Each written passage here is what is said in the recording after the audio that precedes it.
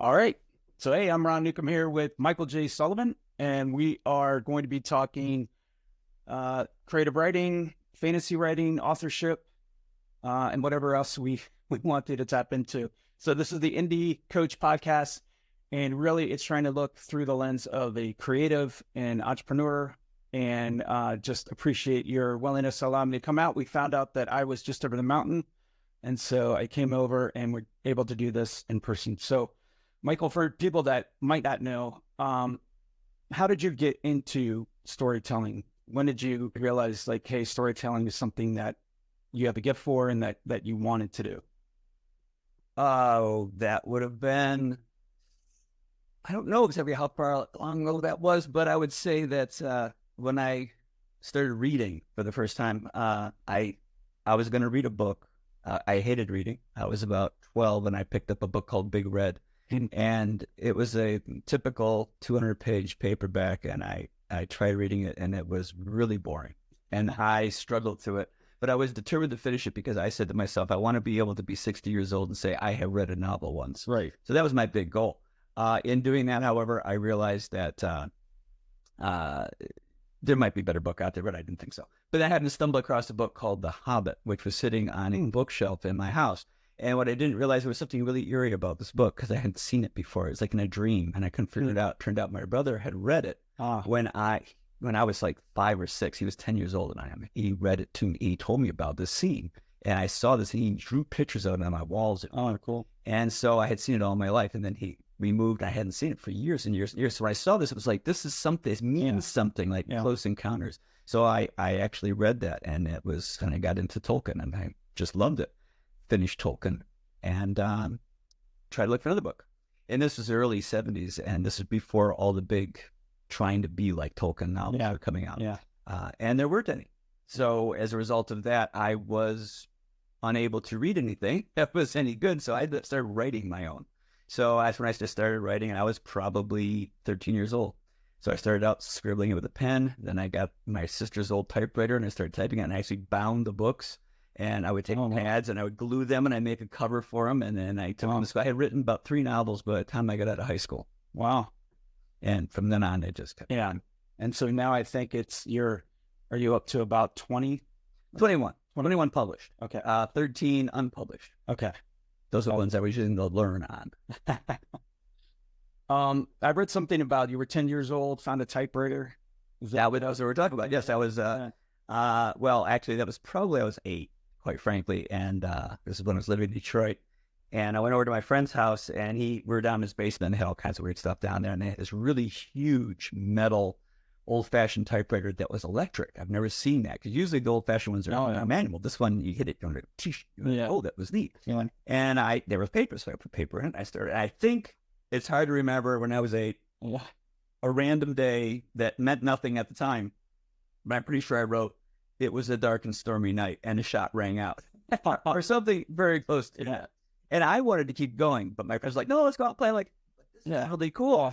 And I always remember that because that was kind of the first time I ever wrote on a typewriter, and it was really exciting stuff that I could go anywhere with this story. Oh yeah, fun. Yeah, no, too fun. If you were starting today as an adult writer that wanted to get into fictional writing, how would you start, or where would you start? How would I start? Well, I would start by writing a lot. Yeah, right. And it's sort of a weird question because it presupposes the concept that if you're going to write, you're doing it for a profession. Yeah. And I've never done it. Right. And I wouldn't actually suggest doing it. It's a bad idea. And the reason for that is if you write because you love writing and you don't care about ever getting published, right, and if the writing itself is satisfying and makes you happy, then you're never going to be disappointed. Right. But if you're in it to make money, there's a good chance you'll never get published and you'll have felt like you flushed days and years away. Yeah. I did that. I wrote for 20 years and got nowhere. And I did feel that I had gotten absolutely nowhere until I went back to it and discovered the 13th book I wrote was publishable. Didn't know that.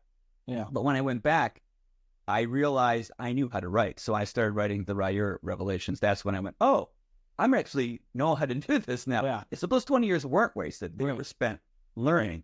But for I mean, there's some people who just sit down and write a book and it's published and very successful at it. That has happened. I want to kill those people. But other than that, the reality is that for most people, it takes a long time. The ability to write sentences in your native language does not make you a writer. It does not make you a very good writer. Right. And so the process, when I try and teach people how to write now, it's like trying to teach someone how to ride a bicycle. You really can't convey it very well. You know how to do it. You can instinctively get on the bike and do it. You're like, now do that. And they go, do what? I'm like, I don't know, just what I did. Right. So, but when I try to break down what I know, I tend to be overwhelmed with how much I know that I never think about. There are so many different layers to writing, and it doesn't come out until you see someone write something and you go, oh no, you're doing that wrong. What doing that? Well, this and this, and why don't you tell me about the guy? I don't think about it before I did. I thought you could do this. Everyone can do this, can't they? No, apparently they don't. And I could just look at a sentence and I can manipulate it around, or I can have an idea or a character or work plots together. I teach a Zoom class, and one of the people had their book in, and I was going over their plot, and it was kind of a mess, and I just explained how to fix it. And another person who was watching this said, "My God, it's like watching magic happen." I said, "What? You just in real time just fixed everything in seconds." I'm like going, "Yeah, I don't know how I do that, but yeah." But I do it because I've learned all these different levels of thousands and tens of thousands of things that have built up over time. I just can do that now. And I did it by very carefully, slowly learning each piece of kind of like tools and tool apps. And I've actually forgotten what this question was going. Yeah. I kind of blather on, so just stop. No, I don't mind. Hey, that's why we're here. So it was really about being a new writer, kind of where you start. Oh, where you start. Yes. Yeah. So I'm saying if writing is something you want to do, then of course, just write. Yeah. And learn from that. And you got to realize that if you're just starting out, you should be learning a lot. First thing, on the writing side, the first thing you need to do is you need to read widely. If you want to write in, let's say, fantasy, for example, since I'm a fantasy author, don't just read fantasy books. You can read some fantasy books, obviously, but you really want to read other books. And I mean all other books that you would normally not read. Yeah. Maybe you wouldn't read romance. Maybe you wouldn't read thrillers. Maybe you wouldn't read, westerns or historical novels or anything that, or really highbrow, like Pulitzer Prize winning literary fiction. You wouldn't want to necessarily do it. I didn't either a lot of these things I read exclusively Nobel Prize and Pulitzer Prize winning books. And they were really boring. I found them really unpleasant, but I was able to learn from them. Yeah. And so when you sit down to write your story in your given genre, what happens is you can draw ideas from there, because ideas, if you're drawing ideas out of fantasy, out of what you read in fantasy, you're just going to be regurgitating, and you can be a pale in comparison to someone else. But if you take, as I did with my book, Death of Dual Geth, I literally took Jack Reacher, not Reaper. It could be this time of year. Jack Reacher, and I combined that with like a fantasy story, and it worked. It didn't come out that way, but that was the impetus of it, and that's what made that. I had gotten the right direction for that, so that was good. Now, if you're starting in the business end, if you've already written your book, then I suggest you marry very well. Marry a business genius. That was the way I did it, and she could probably tell you much better. But first things you want to do, you need to get a following. Definitely helps. Yeah. You can do this two ways, and you have to decide for yourself as an author how you want to do it. Do you want to go traditional, basically, or do you want to go self-publishing? What I would probably suggest doing, if traditional is something you want to do, I would suggest probably doing that first and trying it, and try and get an agent. How you go about it is you submit to agents, and hopefully they'll get back to you, and then they will, if they accept you, then they will go on and they'll start talking to traditional publishers. Right. If it's not working out for you, because it didn't for me, then you can go to a smaller press. You can submit to those. Did you actually, many smaller presses you can submit directly to? You can't submit to the big five. They're not going to be happy with that. But you submit to agents for that. If you're submitting to a small press, you can, some of those will accept it. Right. Or you can independently publish. And if you do that, that means you're doing it all yourself. It's not that hard. It's not all that expensive. You might spend maybe $1,000 on it, and you can probably even cut that cost a great deal. And you can get your book made, and then you can try putting it out there. But I would actually suggest not advertising, not promotion, not doing any promotional for it until you get 3 novels. And now that may seem really strange to people who are like, I spent 5 years writing my first novel and you want me to do that? You got to, because a lot of people will be like, I need this book to get out there. This book is so important. I'm like, yeah, but what do you do after that? And it's like, everyone thinks that the first one, and then you realize when you've written 20 novels, you go, yeah, the first one was just, yeah. I don't think it was that great of an idea, but it was good. I did it. So when you get 3 novels, the reason why you have 3 is that when you do advertise, and anything advertise, even if you're just on a podcast like this, or if you're actually buying an ad, or if you're trying to get reviews for it from people, say, please review my book, then when people see that, they will see 3 other books. So you're actually getting a 3-time return on your investment. If you get one person to look, they'll see 3 books, which is going to be much more effective than just selling one book and then they forget all about you and never bother to look again. Right. But if they get 3 books and all 3 of them they kind of like, they're going to start becoming a reader of yours, and they'll be coming back all the time, and then they'll talk to that one. I have a very bad methodology. No one wants to hear it. It worked for me. I think it's the best way of doing it. It's the hardest way of doing it. But then again, I always do things the hardest way. You're probably getting that by now. And that is, you essentially put your book in front of people. You ask them to read it politely and say, if you do get done with it, leave a review. I don't care if it's good or bad. Just make it honest and just put a review out there for me. I really appreciate it. And you can give them the book. Just to get them to do this. In return for free book, can you do this? And what usually happens is, if you can get, I forget I said it was down as a metric at one time, if you can get 100 people to read your book, of that, you might get 10 people to like it.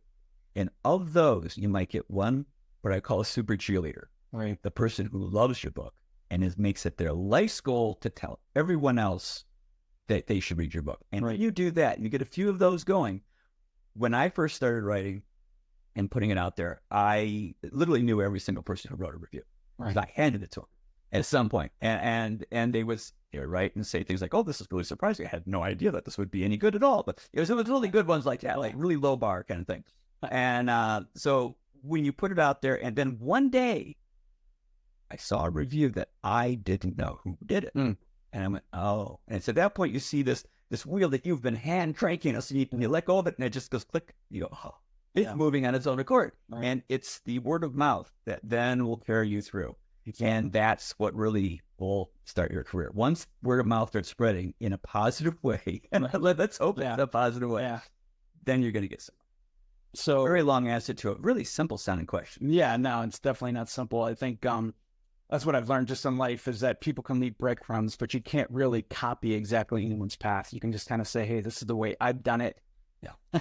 I did a podcast, or not a podcast, but I did a blog post, and on it, I think I called it Sandy Beach, because what the whole point of it was that you build your career one grain of sand at a time. And you're going to fill this entire beach with sand. How do you do that? You do it by one grain of sand. And people are you insane? Because everyone wants to like me. When I got my first book published, I figured I'd have one of those debut parties where you talk to people like book and all sit in chairs. I'm like, who's going to sit in the chairs? No one knows who I am. So I literally I joined a writers group primarily for the purpose of being able to have some people around it. And I invited to Barnes and Nobles. I think 2 people. No one came. I don't think that I didn't invite. But one person happened to just be walking through the bookstore, and they just picked the book up. And that was one of the very first reviews I ever had by someone I didn't know. Is that he said he was walking the store. He heard this guy talking, so he picked up the book. It was like, I actually liked it. So that was fun. Yeah, no, that's nice. Speaking of reviews, how do you kind of deal with the negative reviews? I don't. Generally speaking. If you do respond to it, you never respond to the allegations. You would say something along the lines of, well, thank you for reading the book, and I'm sorry you didn't enjoy it. Yeah, that's about it. Yeah. Never push back against a negative review, because of the fact that it's not a matter of they're wrong, because they can't be. Yeah. When you write a book and then someone else buys it, it's their book. Yeah. How they pronounce the names, how they interpreted what you did, it's theirs. It's what you conjured in their mind. Yeah. And that's what they got, you may have failed with that individual. Now you can't please everyone ever. And everyone's going to interpret your book very differently. And trust me, I've seen some extreme degrees where one person will just think they'll jump to conclusions based off of where their mindset is when they look at it. And other people, it will touch them in ways that they could never explain to you. It's like it changes their lives. You're like, I didn't intend that. Yeah. I mean, people say, you saved my life with this book. And I'm like, that's why I did it. Yes, that's exact. I sat down and I thought, I need to sit as a down person. So it doesn't happen that way. And everyone knows that. There's a good example. The Star Wars movie, the original Star Wars, where in the original movie, if you saw it, Han Solo shoots first. Yeah, 100%. But they changed it, and you're like, no, you can't do that because that's already in my brain a certain way. The same is true with books. Once you give it to someone, it becomes their story, and it's how they envisioned it. Yeah. It's how they envision your characters. You can't touch that anymore. So you just don't fight bad reviews because people who have fought bad reviews, it just is always bad because you sound like you're whiny. You sound like you're, either apologizing for essentially the work you did, or you're trying to justify bad work. It's never going to be good. So just do it. Yeah. One thing that I'm always trying to seek is longevity and contentment. Like how does a creative in 2024, 2025 find contentment and longevity in a career like this? Have it before you get into it. No. Right. Not a joke. That's actually, my wife would love to explain this one to you. She says, I know how to live. And most people who met me probably do. As I said, I don't try to be a success. I don't try to be a best-selling author. I didn't even try to get published. In fact, initially I took my books and I put them on the internet for free. No one would read them though. So that was kind of a negative. It didn't work. But afterwards, I mean, I to this day, there's this discrepancy between how successful I am in my own mind versus how successful I am in the minds of others. And I don't really think I'm that successful, but everyone else keeps telling me I am. So such news is slow to come to me. But contentment in it is how you, I mean, it's not just writing, it's about your whole life. You can't be content with just your career. But as far as writing is concerned, it's the best job that I can conceive of, and I've got a pretty good imagination. Because consider, you don't have a boss. I mean, if you do it right. I mean, obviously, if you do this wrong, many other people do it differently. But you don't have a boss. My commute is from over there to here. I do whatever I want to, whenever I want to, however I want to. I get paid a lot of money, and I get people writing to me telling me how wonderful I am every day and how I've changed their lives for the better. And I don't have any stress that would be related to like a doctor getting the same kind of thing or a police officer, anything like that, where I would make one mistake and I could ruin someone's life. I have no stress. There's literally no stress in my life at all. And because I live generally simply, I don't buy a lot of big things. I don't have any debt. So it's just, you don't have the negatives. Yeah. And then on top of that, I only write for a few hours a day. Everyone thinks that, if I could quit my job, I would write so much more. It doesn't seem to work that way for the most part. Most people I know, if they have tons of, you only write for a few hours. You can continue to write, but your quality is going to start to drop because you burn out really quickly. So you write for a few hours a day, then you go and you, like me, I go do errands or cut the grass during the afternoons. And then in the evening times, I'll conceptualize what I'll do the next day. And I spend time with my wife and we play games or whatever. And it's like you diversify your day so that you never feel like you're burning out on any one thing. You also feel like you're never missing out on anything because you don't miss the seasons because you actually get to go out and do things. Right.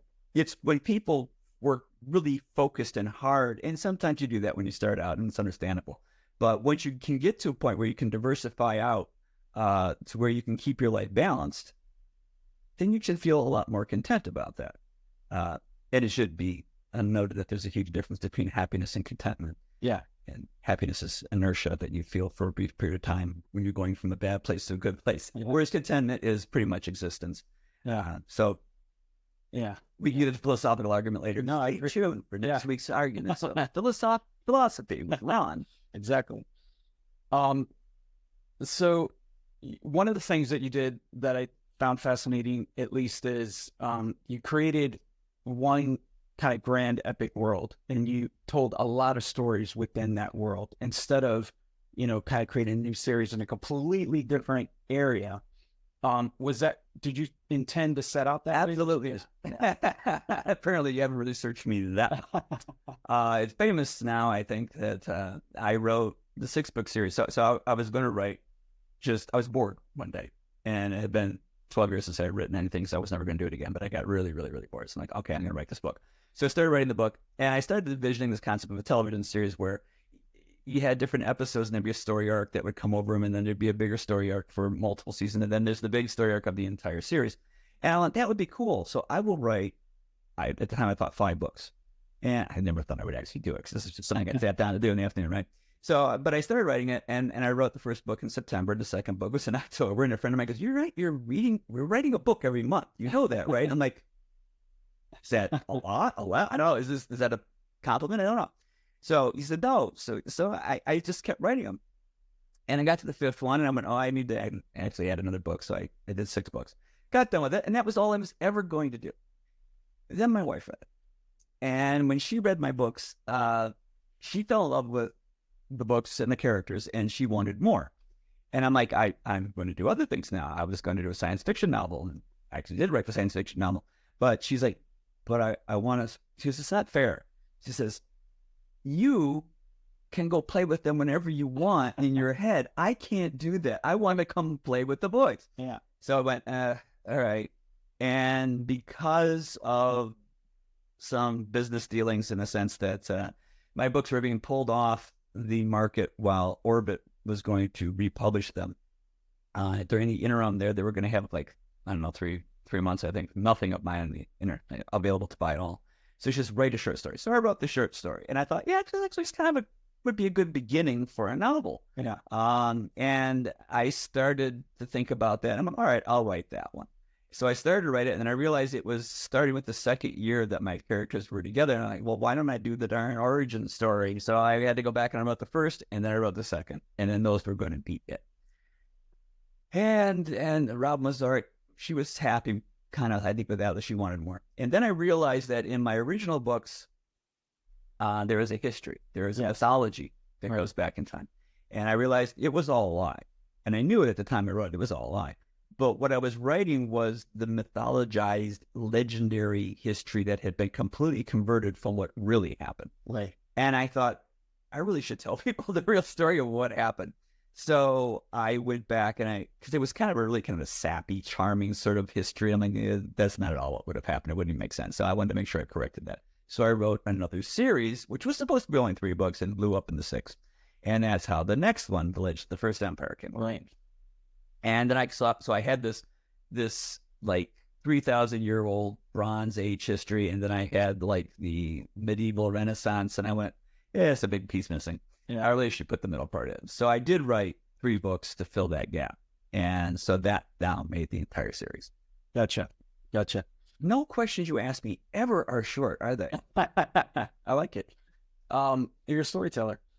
Do you write in other mediums now? Do you write have you written scripts or screenplays or films? Or I wrote one script, kind of in defense.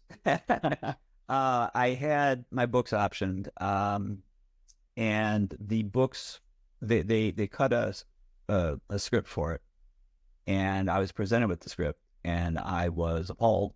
I wouldn't even meet with the producer and the writer, because I would be very insulting, particularly to the writer. I didn't care about the producer. The producer was a really nice guy, but he wouldn't have taken offense, but the writer might have. Right. So I wasn't going to talk. So my wife actually met with them, and it turned out she came back. They said, she's really mean. Oh, she's a good guy. Trust me, you do want to talk to me. Thank God. It was very, my books are designed in a certain way. They are the opposite in my own mind. Now, some people have read them, they may not agree with this, but in my mind, they're the opposite of grimdark.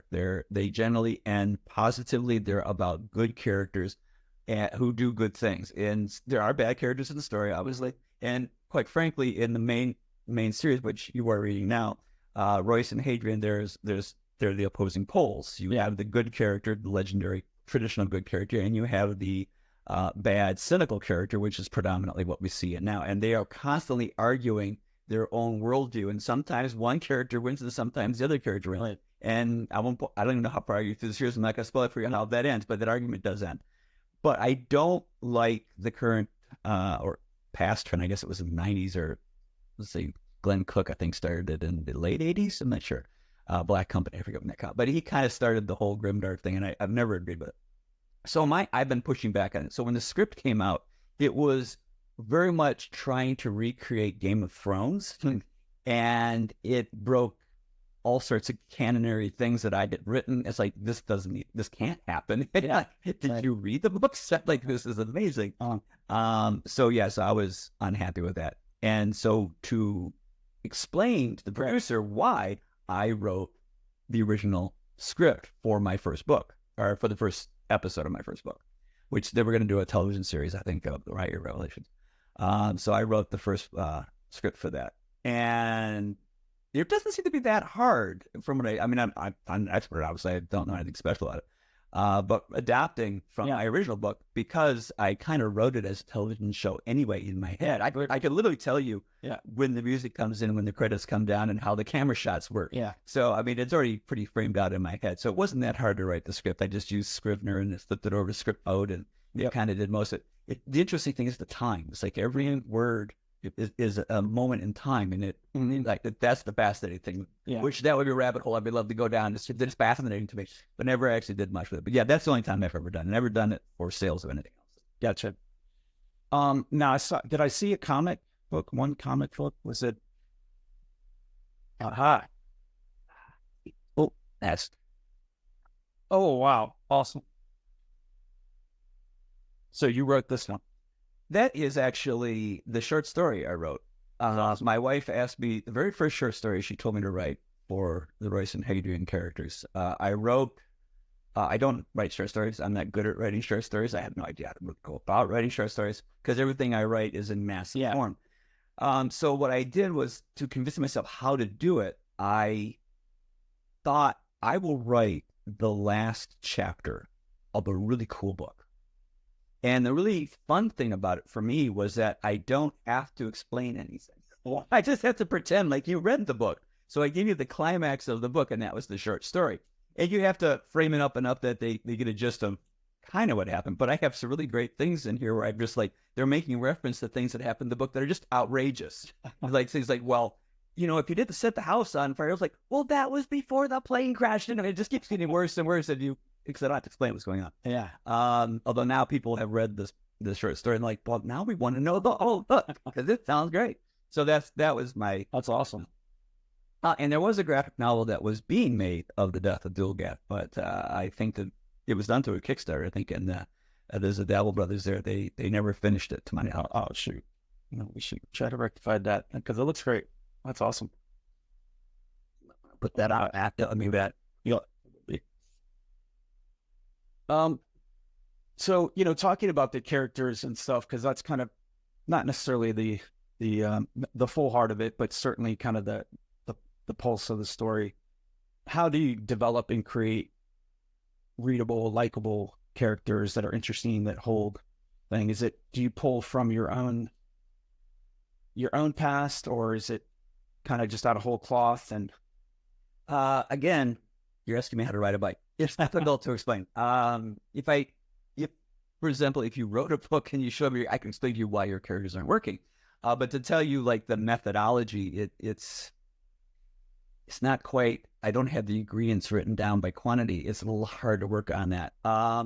As far as, there are certain things that are inherently the same for most likable characters, and I think, like in final analysis, the most likable character I have probably ever wrote was Myron. I don't know if you've met Myron.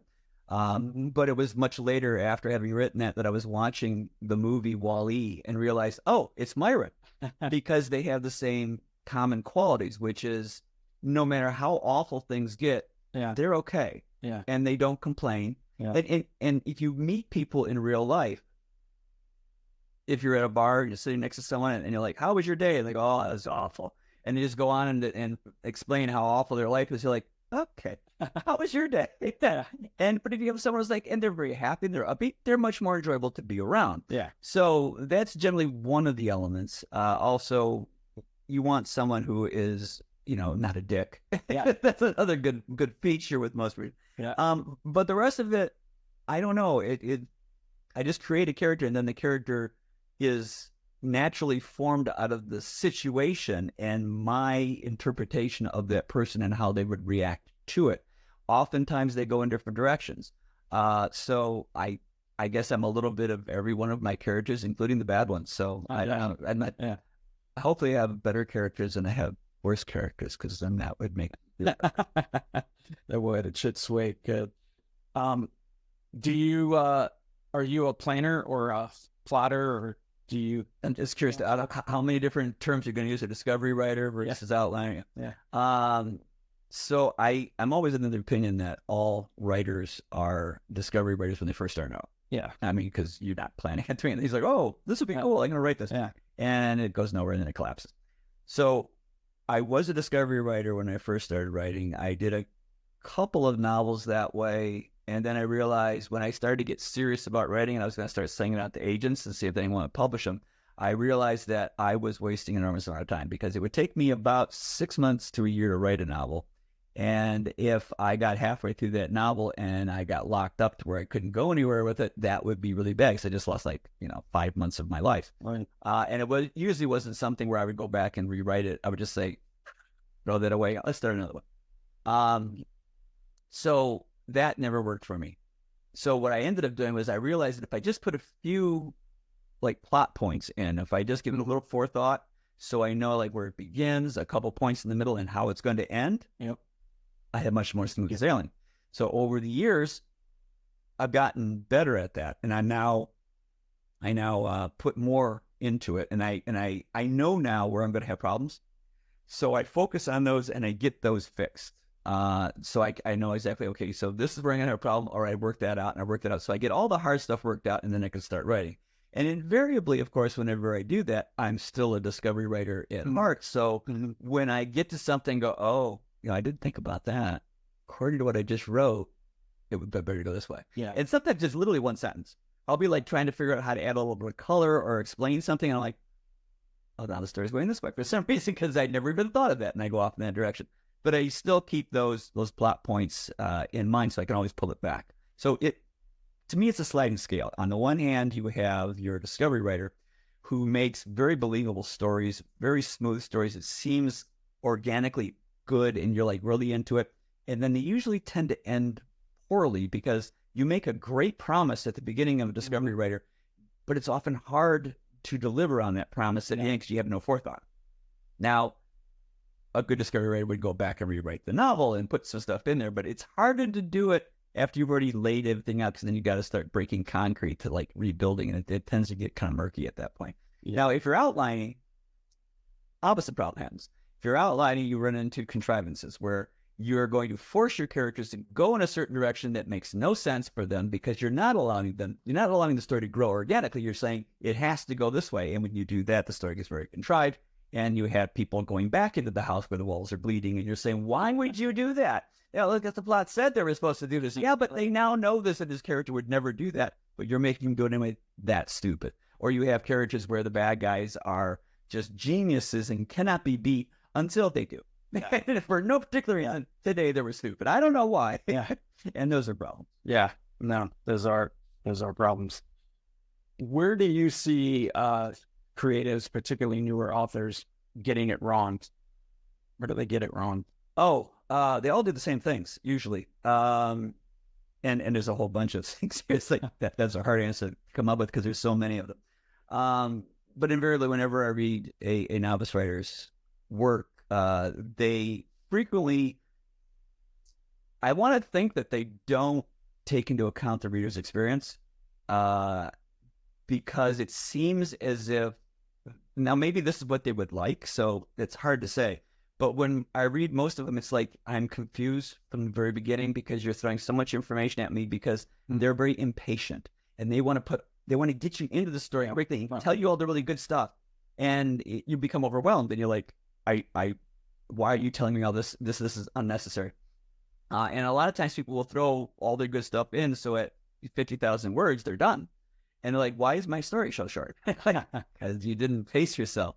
That's another one. Also, I mean, there's all kinds of things of sometimes they just leave out description altogether. Because everyone understands dialogue because people talk to each other. They often don't know how to punctuate it, but yes, they at least know they've heard dialogue. And people think in their head, so they kind of have an idea that although there's many people who don't know that you can do that in a book. There are people who say, you could have a character thinking.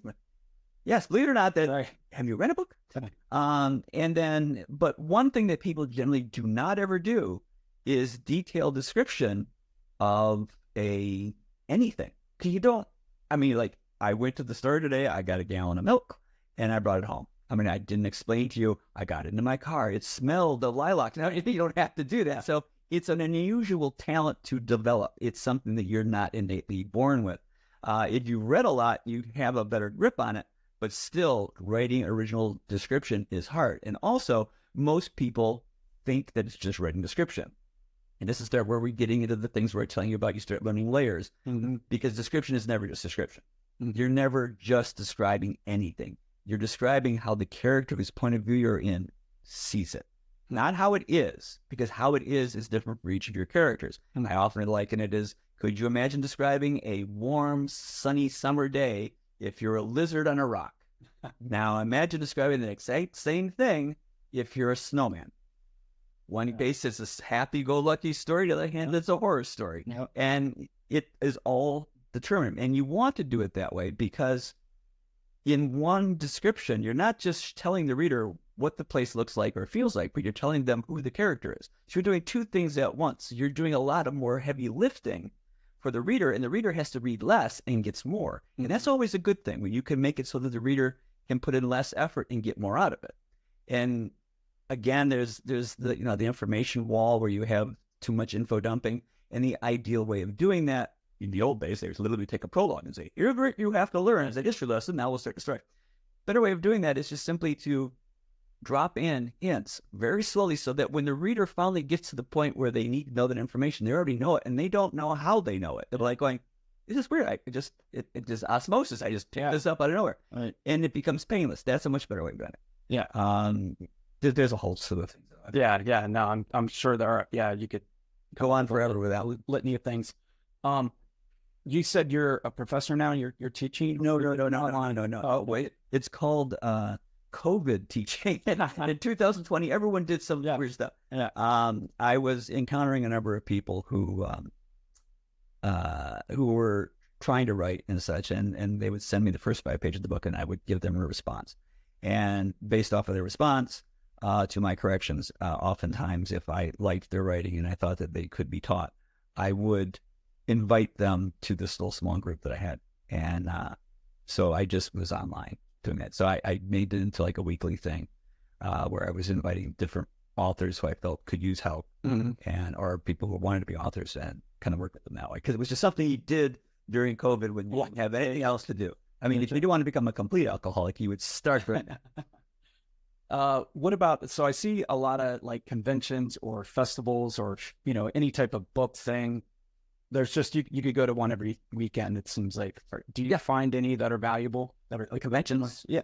More like, not just like engagement with the fans, but like book festival kind of things where you can go and you might get, there might be agents there that you could talk with or whatever it is. So when I started, of course, when you start, you do everything.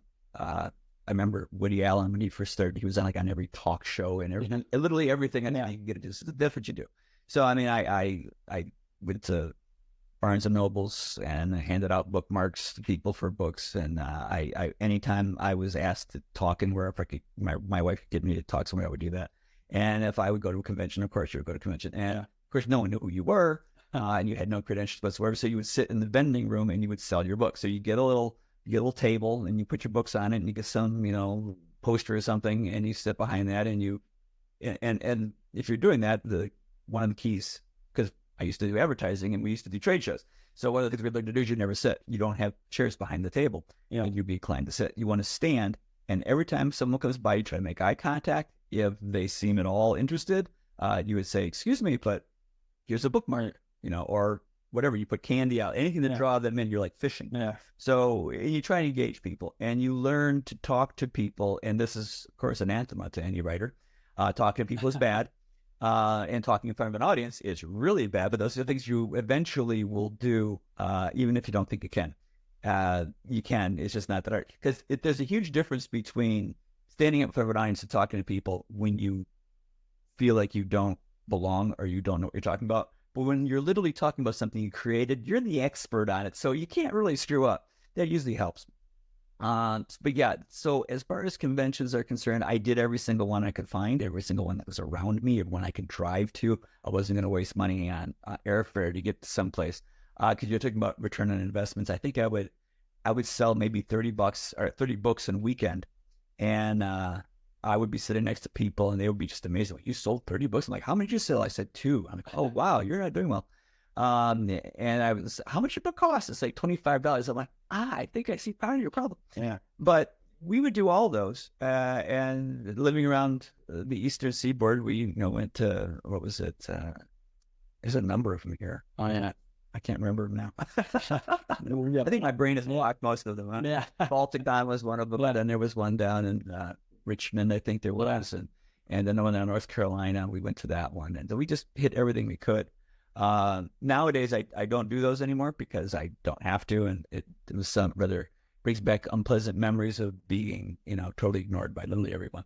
My wife is trying to talk me into going back to some of them because she says it's changed. That people know who I am now. I'm not quite so sure that. There's nothing more humiliating than being in a mass signing where you have like 25 writers and they're all behind desks and literally no one is in front of you. There's lines still, but no one. I remember I was in one with Peter Brett, and he was next to me, and no one was coming up to either one of us. And I said, yeah, this is terrible. And I said, I don't know why I'm sitting here. And Peter Brett looks at me and goes, you don't understand. He goes, it's awful. He's like, yeah. I said, but I've seen people come over and you've signed books. He was like, you don't understand. My publisher was giving away a stack of my books at the front door. Everyone has my books, but no one's bought them. I like going, okay, that is it. Yeah. That has started a little bit. But yeah, so things like that are just, they're, expressions of humiliations, memories. So I tend to like shy away from convention. Yeah. And they really weren't really beneficial. I mean, there were benefits at times, at least because any writer, any reader you can get is beneficial. Because you never know. Yeah. This might be one of those super cheerleaders who's going to love you. But now, I mean, even back then I was able to reach 10,000 people in a post online, whereas there I might reach, a few hundred at best. So yeah, the ROI wasn't that great, but then again, if you have no one following you, you got to try everywhere. Yeah. Well, books are written to be read, of course, but it seems like if you listen to the media, statistically, it seems like the readership is dropping. Do you see that? Do you find that? What kind of hope? Like if I'm a new writer, it seems like the industry is pretty packed because you can self-publish. There's a lot of people in the game. Same with the film business, just a lot of independents in the game. What does your landscape look like? Well, my personal landscape is, I don't usually see my landscape. I have no idea how many readers I have. I have no idea. I assume I have more than I used to because I get more mail. But no, I don't. Going back to contentment, I'm not trying to be huge. I just have noticed that I'm getting more and more readers because my books have been out there longer, and there's more of them. And certain series appeal to different demographics. So, I mean, I have a science fiction book out there, and some of those people come in and start reading my fantasy books, and different ones, like I said, that feel different people. So I'm getting more and more people reading it. So I don't really notice any of that. I just know that from knowing my history of publishing and writing in general, that it was at one time, I believe, that the publishing companies, before there was independent, really, they thought the magic number was 20,000 books a year. That the reading public would never tolerate more than 20,000 books. I think we've exceeded that by quite a bit. Oh yeah. So I certainly don't see any. If anything, there's more people reading now than there ever was, because by simple virtue of the fact that there's so many different ways to read. Yeah. I would say that right now the most lucrative portion of being an author is audiobooks. Yeah. It used to be print. Then it became ebooks, and that's when everyone wanted to have the ebook rights. And then it shifted over in the last couple of years. I think it was to audiobooks. Now everyone wants the audiobook rights because that's where all the money is. Because most people, it seems, I don't know any statistics, so I'm not an authority on that, but it seems that most people are listening rather than reading nowadays. Yeah. So getting a good narrator, getting your book on audio is probably a really good way to make money if you're into that sort of thing. Yeah. Yeah. What about like the full ensemble audiobook types? The graphic audiobooks, I'm not sure if there's anyone on graphic audio is the one I think who does that. There's probably some other companies, I'm not familiar with them. Those are abridged. So as an author, that's something that is a sentence, something I don't like that. Yeah. Frequently, I will listen to my own books done by Tim Gerard Reynolds, who's my narrator, just to refresh my memory on certain things. And since I've already read it many times, it's just best to hear it. Yeah. But I can't listen to the graphic audios because they don't have the exact wording, and I need the exact wording. Because sometimes I have to take notes on my own stuff, and I've forgotten if it's been a while. So I've heard they're very good. I've heard there are many people who really love them. And for some people, it's the ideal way because they have this slogan. It's like a movie in your mind. Yeah. Where they have the music and they have the special effects and they have different actors playing it. And it is fun. I mean, it's about as close as you're going to get to seeing, probably close enough I'm ever going to get to see my stuff as a movie. So it is pleasant. It is fun. I think, though, for the most part, I'm more partial to the single narrator just because it is the actual words that I wrote. And I happen to have an exceptionally good narrator. So it's better. No, you definitely do. Did you listen to me? Yeah. You listen to my stuff? Yeah. And did you? Yeah. Do you like it? Yeah. Okay. Yeah. I assume that's why you're talking. Yeah. Because otherwise, if you hated me, this would be a totally different interview. Okay. Yeah. Yeah. I love them. Love the world. Love the stories. You know, they're probably your kids where they're my friends, you know, so your wife's lens that she saw it through, I definitely feel it that way. Like, you know, you want more. And once you get into a world, you want to explore that world. So the fact that there's more to explore is nice because you did create a rich history that you just, like you said, can you kind of feel throughout the book. And then all of a sudden I'm way down here and I'm like, oh yeah, I kind of knew that from these other things just because it felt historical. And so I felt like I kind of knew all along. And yet you can tell like, wow, there's a whole other history back there in the Last Empire that I haven't gotten to yet. That is like, okay, thank God he wrote that. One of the things people tend to like about this is the way that I actually puzzle piece things together so that you believe one thing, that suddenly you realize real story, and like, oh my God, that means this and that, and it kind of spreads out. And there's a Discord site that people go to that they just like compare notes and they try to speculate in the future and try to figure out the past. Yeah. So that's always fun. Yeah, that's got to be fun. Now you've published in all different kinds of ways, and crowdfunding has been a source that you've been successful with Kickstarter. And it looked like each of them have incrementally gotten bigger. Is that a nice way to be able to go direct to the fan base and kind of support you directly versus having to focus on a publisher alone? Oh yeah. We've kind of sworn off publishers now just because they tend to be more trouble for us nowadays than they were worth. I mean, they served a purpose in the beginning, but they're not anymore. It's kind of like I always thought that if you get a job at a company doing whatever, at some point you learn how to do it enough to hang out your own signal. You grow up. It's like sometimes you move out of your parents' house. It's time to do that. But for Kickstarter, it was an interesting situation because we had a number of friends, authors who had traditional publishing contracts, and they had like a 3-book deal, and they would produce the first one. It didn't do very well. They produced the second one. It did worse. So they never put out the third one. And all the audience that they did have were like, but we want a last book. So they were very upset by this. And we said, because we came from a self-publishing background, I said, well, why don't you just self-publish? I said, well, we can't do this. So, well, why not? Because we don't have the money for the editor and the artwork and the layout. And I said, well, you could Kickstart it. And they said, that won't work. Well, actually, they said that to my wife. And you never want to say that to my wife. So we took my science fiction book that Orbit wouldn't produce because it wasn't fantasy and it wasn't, they thought, going to sell. So she took that and she ran a Kickstarter with it. And we had asked for, I believe, I think we thought it would take 6,000 to make the book, and she was asking for 3,000, hoping three was going to have the money. And we made, I think, somewhere 30 some odd thousand dollars on that. So that kind of proved it worked. And as a result of that, that was easy. So then we could then make the argument. Guess what? It does work. But the weird thing we discovered in that basically solving a bet was that the audience that we got, the people who backed it, were not my readers. Almost no one who backed that were readers of mine. They'd never heard of me before. They were Kickstarter people. And what that means is that there are certain cells in readership out there that if you tap into this, you'll keep getting that same thing. But what you want to do is hit these other places to get more and more people in. For instance, when I wrote a science fiction book, I got people in the science fiction realm to start going, hey, we'll consider fantasy now. And in this case, it was Kickstarter people who just love backing really cool things. And I had a whole new number of fans started from that group. And I'm like, well, wow, this is not just a way to fund your things. I didn't actually need them to fund it for me, but it was a great way to advertise. Because they would talk about it in advance of it coming out because they were backers of it. And when it did come out, they were all excited and they were on social media talking about it. And that was advertising that was free.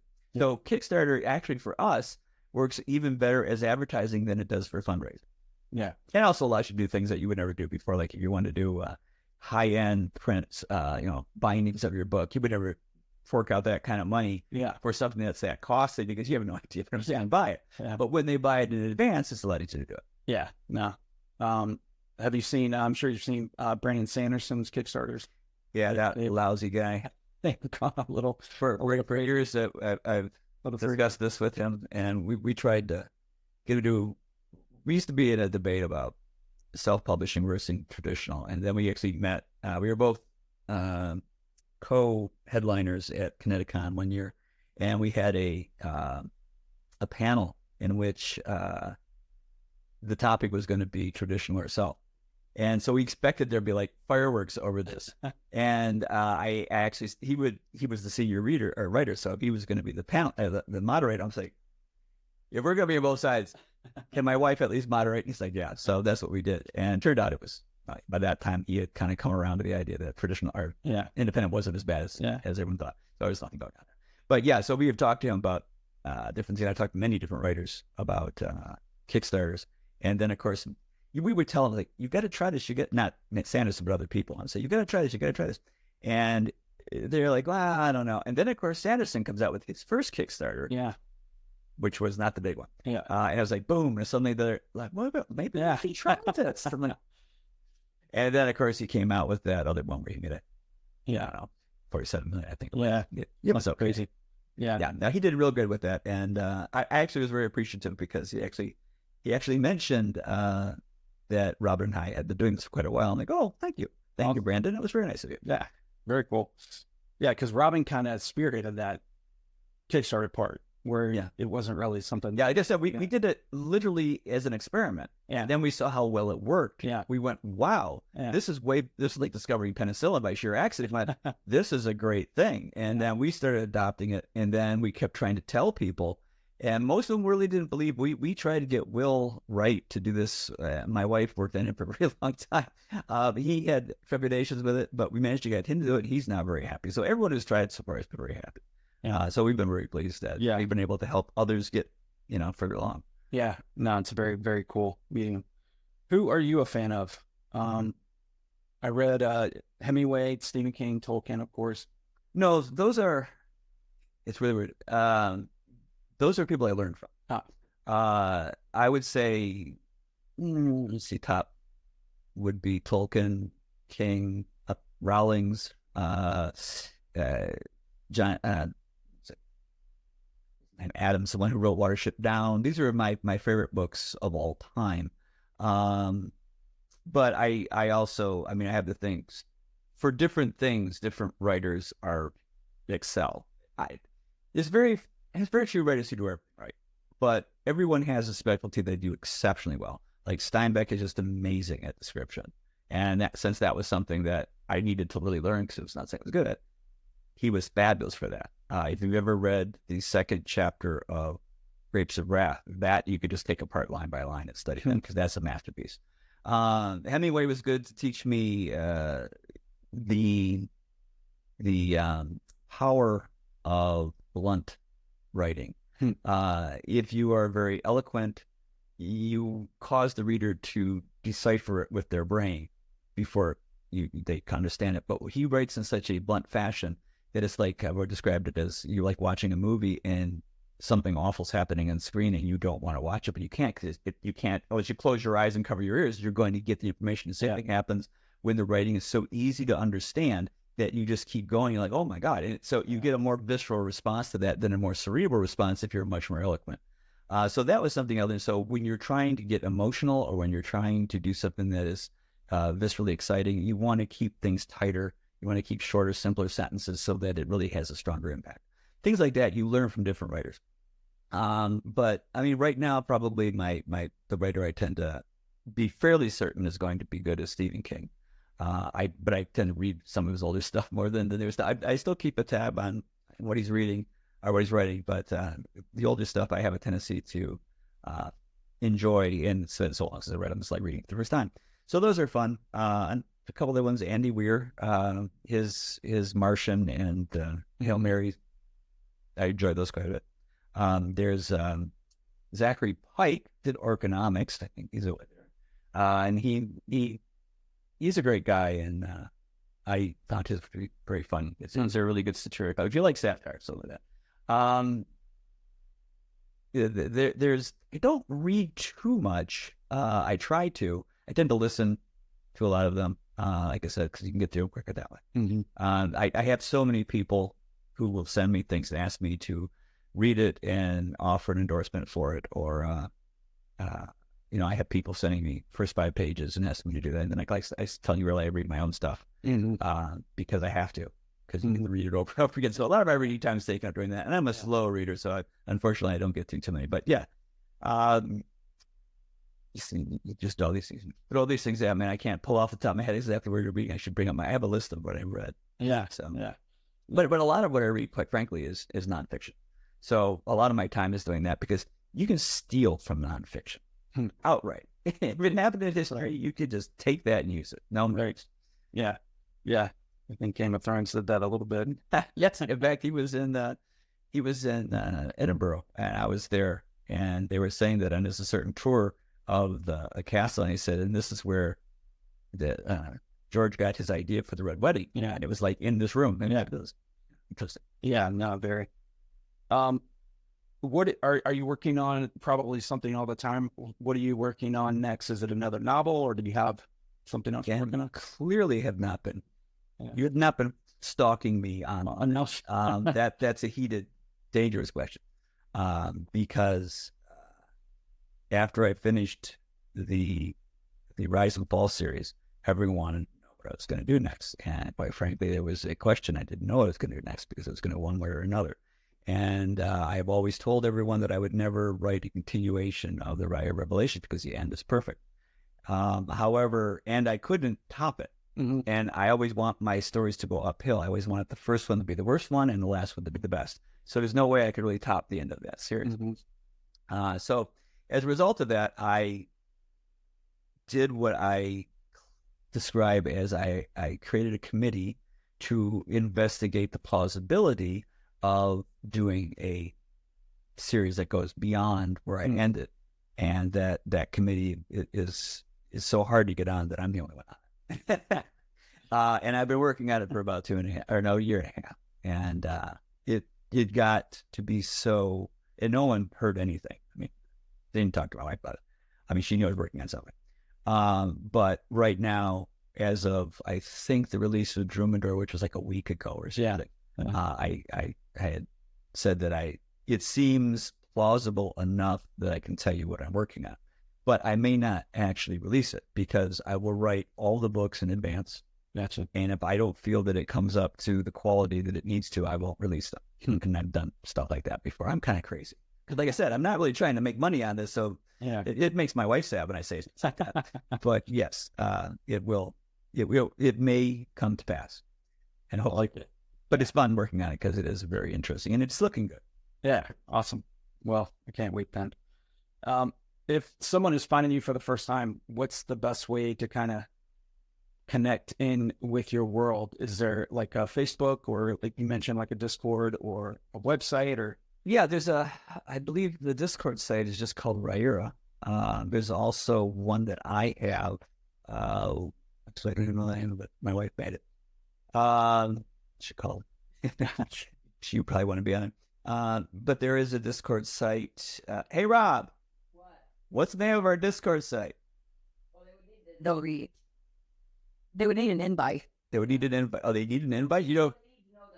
Yeah. Well, they have to go. We know what they can do. They could literally go on the sample for Drumendor in the beginning. It tells you what it is. There's links in Drumendor that show people. Yeah, so you can either just look at behind the book or something, and you'll probably see the link to the Discord site. Yeah, but I don't think you can just type in I think it's actually called Elon. I don't think you can just type Elon. I think you could type in Discord Elon, you'll probably find it. Really? Yeah. Maybe.